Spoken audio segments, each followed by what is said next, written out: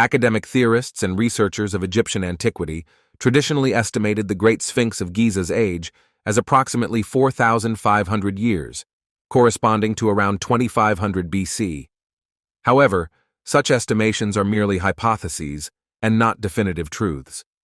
Robert Bauval, in his work, The Age of the Sphinx, mentions a lack of supporting evidence in the form of inscriptions, either on walls, stelae, or papyrus scrolls that link the Sphinx to this specific era. So the question remains, when exactly was it constructed? John Anthony West, recognized as both a writer and an unconventional student of Egypt, questioned the widely accepted age of the monument. His doubt arose from the vertical weathering observed on its base, an effect that could only result from prolonged exposure to rainfall. Rainfall in the heart of a desert raises a critical question. Where did the water originate from? The region under discussion witnessed intense rainfall approximately 8,000, 10,500 years ago. This would, postulate, make the Sphinx over double its presently acknowledged age.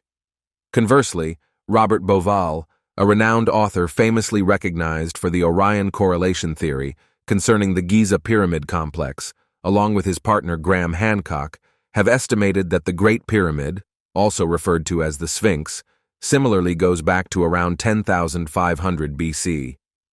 Recent research proposes the Sphinx could have been constructed as far back as 7,000 BC. This hypothesis, known as precipitation-induced weathering, is gaining support among many archaeologists. They argue that this style of rainfall erosion on limestone only occurred when there was enough precipitation in the region, which was approximately 9,000 years ago, equating to 7,000 BC. Geologist and associate professor of natural science at Boston University, Robert M. Schoch, observes that heavy precipitation-induced weathering, similar to what is seen on the Sphinx enclosure walls, can also be found on the core blocks of the Sphinx and Valley temples. It is known that these blocks were originally taken from the Sphinx enclosure during the carving of the body. According to a study titled Geological Aspect of the Problem of Dating the Great Egyptian Sphinx Construction, the Sphinx could be about 800,000 years old. A study investigating the similarities between wave-cut hollows found on seashores and erosion features appearing as hollows on the Great Sphinx of Egypt leads to a hypothesis about the shared formation process. This process seems to be linked to the activity of water in large bodies of water when the Sphinx was submerged for a lengthy duration. Geological information sourced from literature might indicate a potential submersion of the Sphinx during the early Pleistocene epoch. Furthermore, it is widely speculated that the initial establishment of the Sphinx goes back to the earliest periods of human history. The subtle hollows that mark the Sphinx propose an interesting theory, indicating that in the span of the Calabrian Age, a period trailing from 1.8 million years to approximately 781,000 years ago, the waters of the Mediterranean Sea started seeping into the Nile Valley. This rise in the water level resulted in the formation of resilient water bodies in this area during that era.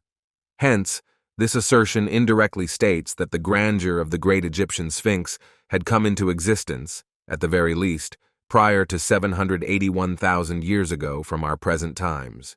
Should geologists unlock the mysteries of the great Egyptian Sphinx, particularly the true era of its construction that predates the ancient Egyptian civilization, it could precipitate a groundbreaking reinterpretation of history.